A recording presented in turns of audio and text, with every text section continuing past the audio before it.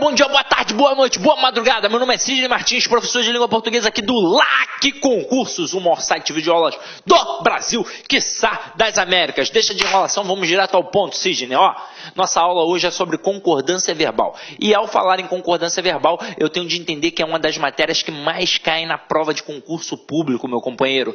E é o seguinte: quando a gente fala em concordância verbal, a gente fala da relação do verbo com o sujeito. Por isso, antes nós estudamos tipos de sujeito. Porque eu tenho de saber identificar se o sujeito é determinado, indeterminado, se é uma oração sem sujeito, para eu saber se aquele verbo vai ter realmente de ir para o plural ou se ele vai ficar obrigatoriamente no singular. Como é que vai funcionar? Agora, na prova, como o avaliador normalmente derruba o candidato nas questões de concordância verbal, sem até mesmo utilizar os casos especiais. Ele trabalha com um sujeito simples e já brinca contigo, fazendo frases muito grandes e fazendo inversões. E aí vamos entender. Agora, esse conteúdo vai te auxiliar, por exemplo, na produção textual. Porque quando você faz um módulo de redação, você escuta sempre do professor: não produza períodos muito longos e não produza inversões. Vamos analisar isso. Está errado produzir um período muito longo? Claro que não está. Se você já fez faculdade, você sabe que quando você lê um autor que produz períodos longos, você reproduz períodos longos sem nem perceber. Quando você lê um autor que produz períodos curtos, você reproduz períodos curtos sem nem perceber. Então não está errado. Agora, por que a gente evita na prova do concurso público? Porque você tem de ser objetivo, tem de ser direto. Então, quando você produz um período muito longo, você pode cometer um erro de concordância verbal, porque o seu sujeito pode ficar distante do verbo. Sem contar que você ainda também pode cometer um erro de pontuação, porque é muito comum a pessoa pensar que a vírgula é uma pausa de respiração. Então está muito grande aqui, eu tenho que tacar uma vírgula, tem que ter uma respiração. E não é assim. Vírgula é processo sintático, eu jamais posso separar o sujeito do verbo através da vírgula. Então, eu vou preferir períodos curtos para não cometer esses dois possíveis erros. Nem o de concordância, nem o de sujeito, nem o de pontuação. Até mesmo porque o verbo ele não vai concordar com o sujeito como um todo. Então, por exemplo, o avaliador esperto, ele coloca a frase grande, coloca um sujeito grande, várias palavras no plural e deixa o verbo no plural. E aí a gente embarca, caramba. Tá certo, mas não vai ser com o sujeito todo que o verbo vai concordar. Ele vai concordar com o núcleo do sujeito. E se o cara deixar o núcleo do sujeito no singular, não importa que tenhamos várias palavras no plural dentro desse sujeito. O verbo obrigatoriamente vai ficar no singular. E a inversão? Tá errado produzir um texto com inversão? Claro que não tá. Diversos textos maravilhosos têm inversões. Agora, quando eu produzo um texto com inversão, eu tenho que pensar qual é o público que eu quero atingir. Então, meu companheiro, se a sua prova é para concurso público, você quer atingir o seu avaliador. Então, você quer que ele entenda o seu texto para a sua nota ser elevada. Se você faz uma inversão, pode ser que ele não entenda. E se ele não entender, ele jamais vai pensar que o erro está nele. Ele vai pensar que o erro está em você. E ele vai assinalar erro de coesão e coerência. Então, meu companheiro, se quer mandar bem numa redação, por exemplo, você tem de produzir um período na ordem direta, sujeito, verbo e complemento, e de preferência bem curto, para que você não seja a bola da vez para cometer erros de concordância aí, tá? Período curto, na ordem direta, não dá mole. Agora vamos lá, vamos começar a brincar aqui, meu companheiro. A concordância verbal determina que o verbo se flexione em concordância com o núcleo do sujeito da oração. Então, preste atenção. Se o sujeito estiver no singular, o verbo fica no singular. Se o sujeito estiver no plural, aí o verbo fica no plural. E não o contrário, entenderam? Então, você vai primeiro procurar o verbo para perguntar a ele quem é o sujeito. Como o sujeito se apresentar é a forma em que o verbo também vai se apresentar, tá? Agora, para a gente poder trabalhar essas pegadinhas que eu acabei de falar aqui agora, preste atenção na primeira frase que eu vou colocar aqui, O uso de drogas e bebidas atrapalham os alunos. Aí olha a pergunta que eu vou fazer. A frase parece certa ou parece errada? Viram que eu não perguntei se ela está certa ou errada? Porque é óbvio que ela parece certa. Agora, para eu saber se ela está ou não correta, de acordo com a concordância verbal, eu vou ter de procurar o verbo. Então aqui, é o verbo atrapalhar. Vocês repararam que ele se apresenta no plural, mas a minha pergunta não pode ser no plural. Porque vai que é uma pegadinha, até mesmo porque eu ainda não fiz a pergunta, eu não sei quem é o referente. Então eu vou perguntar a ele quem é o que atrapalha. Então quem é o sujeito todo? Aí você vai ver que o sujeito todo é o uso de drogas e bebidas. Aí eu pergunto a você que está em casa, sujeito simples ou composto? Eu tenho certeza que alguns responderam composto, e não é. O sujeito é simples. Ué, mas como assim, Sidney? Vamos lá. A gente aprendeu na aula de tipos de sujeito. Quem é o núcleo do sujeito? É o substantivo sem a preposição. Então, o núcleo aqui é a palavra uso. Ah, mas Sidney, e drogas e bebidas? Não, drogas e bebidas não, ó, tá preposicionado. E eu jamais terei um núcleo do sujeito preposicionado. Então, o núcleo aqui é a palavra uso. Como a palavra uso está no singular, obrigatoriamente o verbo vai ficar no singular. Então, a frase correta, o uso de drogas e bebidas atrapalha os alunos. Até mesmo porque o que atrapalha é o uso. Eu tenho de entender que cada construção gramatical tem uma intencionalidade discursiva. Eu devo deixar de lado aquela história de pensar que eu só interpreto quando eu tenho um texto grandão. Ah, interpretação de texto. Não. Você está interpretando sempre na análise gramatical e na análise sintática, porque tudo tem uma intencionalidade. Se a minha intenção, por exemplo, fosse dizer que as drogas e as bebidas sempre atrapalham os alunos, eu colocaria, ó, drogas e bebidas atrapalham os alunos. O sujeito seria composto e o verbo obrigatoriamente ficaria no plural.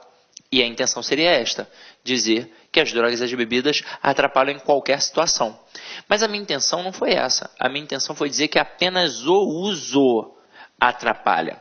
Porque por mais que tenhamos, por exemplo, a gente está numa faculdade, sei lá, o FRJ.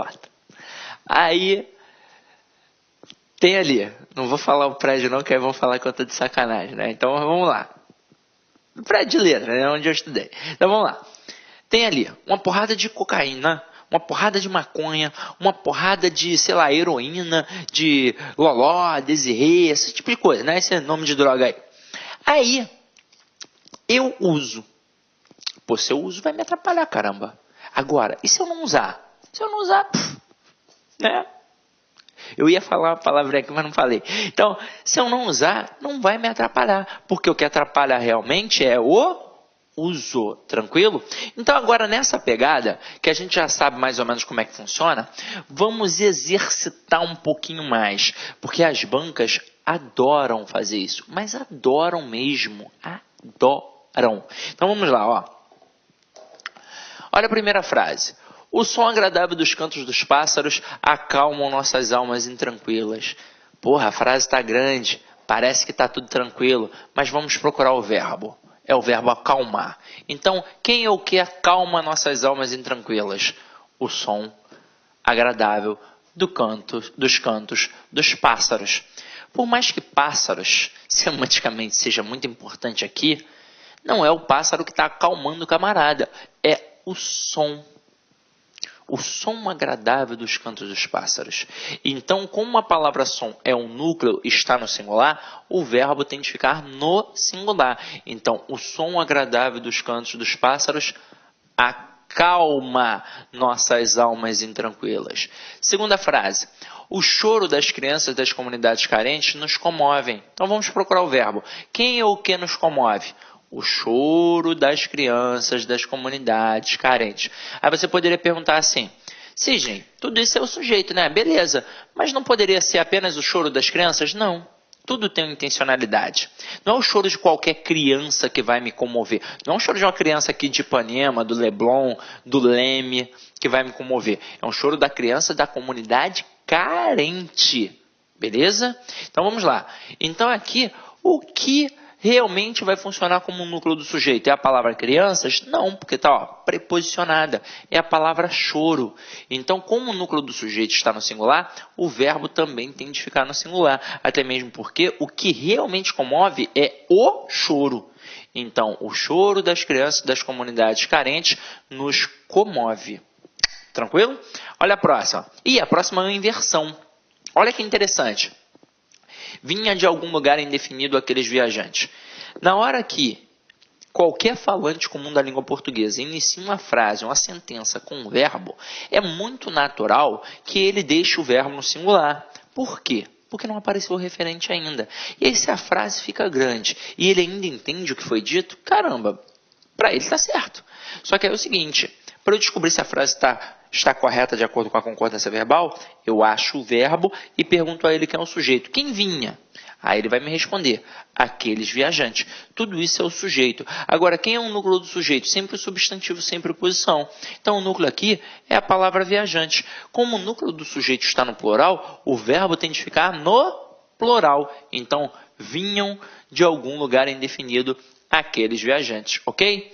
Agora, olha a próxima. Ocorreu mudanças significativas durante o processo eleitoral. Por que isso acontece? Vamos lá. É muito comum que o aluno, ao estudar tipos de sujeito, por exemplo, sozinho, ele confunda o processo do verbo haver. Aí ele olha lá na gramática. O verbo haver, no sentido de existir, ocorrer e acontecer, caracteriza oração sem sujeito. Aí o aluno, opa, então isso daí tudo é oração sem sujeito. E não é. Apenas o verbo haver, no sentido de existir, ocorrer e acontecer, é um verbo impessoal. Então ele sim caracteriza uma oração sem sujeito, ele sim obrigatoriamente fica no singular. Mas se eu utilizar o existir, o ocorrer e o acontecer, eles são verbos pessoais. Então, o elemento ao qual eles estão fazendo referência vai funcionar como sujeito. Então, este verbo vai concordar com o seu sujeito, com o seu referente. Então, aqui, o que ocorreu? Mudanças significativas. Então, o núcleo está no plural. Então, não posso botar ocorreu. Eu tenho de colocar ocorreram mudanças significativas durante o processo eleitoral. Ok? Agora, olha a próxima. O homem humilde tem certas necessidades que as pessoas abastadas não têm. Olha só que parada bacana. A gente estudou isso na aula de acentuação gráfica. Verbos ter e vir, eles marcam a pluralização na língua portuguesa utilizando o acento circunflexo. Então, quando você está fazendo uma questão de concordância verbal e aparece o verbo ter ou o verbo vir, você tem de ficar muito ligado. Geralmente é o verbo ter que aparece na maioria das vezes. E aí você vai ficar atento para saber se tem de ficar no singular ou no plural. Porque a pronúncia, a prosódia é a mesma sempre. Eu vou dizer. O homem humilde tem certas necessidades que as pessoas abastadas não têm. Caramba, vai ser sempre assim a pronúncia. O verbo ter, no singular e no plural, tem a mesma grafia e a mesma pronúncia. Mas eu tenho de ficar esperto para olhar quem é o seu referente. Na primeira, o homem humilde tem. Quem é que tem? O homem é humilde. Quem é o núcleo? O homem. Está no singular, o verbo fica no singular. Mas aí depois continuando. Que as pessoas abastadas não têm. Quem é que não tem aqui agora? As pessoas abastadas. Quem é o núcleo? Pessoas. Está no plural, o verbo tem de ficar no plural. E eu não posso deixar um verbo no plural igual um verbo no singular. O que eu vou fazer? Eu vou marcar com acento circunflexo. Então eu vou colocar aqui o acento circunflexo para mostrar que o verbo está no plural. Assim como aprendemos lá na aula de acentuação gráfica. Agora aqui, as crianças da cidade grande se mantêm alheias a tudo. Poxa, parece tudo corretinho. Que verbo a gente usou ali agora? O verbo manter, que é derivado do verbo ter. Então, o processo é similar. Só que agora é o seguinte, o mantém aqui apareceu com acento. Mas o que eu disse? Quem marca a pluralização na língua portuguesa é o acento circunflexo e não o acento agudo. Ali tem um acento obrigatório por uma das regras principais de acentuação gráfica. Afinal de contas, mantém é uma oxítona terminada em AM, então tem de ter o acento. Mas como foi o acento agudo, é singular. Até mesmo porque, para eu colocar no plural, eu tenho que colocar o acento circunflexo. Se eu tivesse colocado a criança da cidade grande se mantém, ok, certinho, porque acento agudo é só um pauzinho, é singular. Mas a partir do momento que eu tenho de colocar no plural, eu vou colocar o acento circunflexo, que são 2 pauzinhos, e aí marco o plural. Tranquilo? Então, a pronúncia é a mesma. O que diferenciou? O acento circunflexo para marcar a pluralização. Então, essa parte a gente já eliminou. A dica que eu te dou é ficar sempre ligado. Está fazendo uma questão de concordância verbal, meu companheiro? Você tem de ficar atento no verbo. Fique atento ao verbo. Essa é a verdade. Então, vamos continuar agora a nossa brincadeira com os casos especiais. Vamos lá. A gente vai começar estudando agora o sujeito composto. Então, quando a gente tem um sujeito composto após o verbo, o plural, né, o verbo irá para o plural ou concordará com o núcleo mais próximo. Vamos entender como é que isso funciona. Existem duas possibilidades. Existe a possibilidade de escrever colocando na ordem direta, primeiro o sujeito composto, depois o verbo. E existe também a possibilidade de você fazer uma inversão, colocando o verbo primeiro e depois o sujeito composto. Quando você começar pela ordem direta, colocando primeiro o sujeito composto e depois o verbo, então, antes aparece o sujeito composto.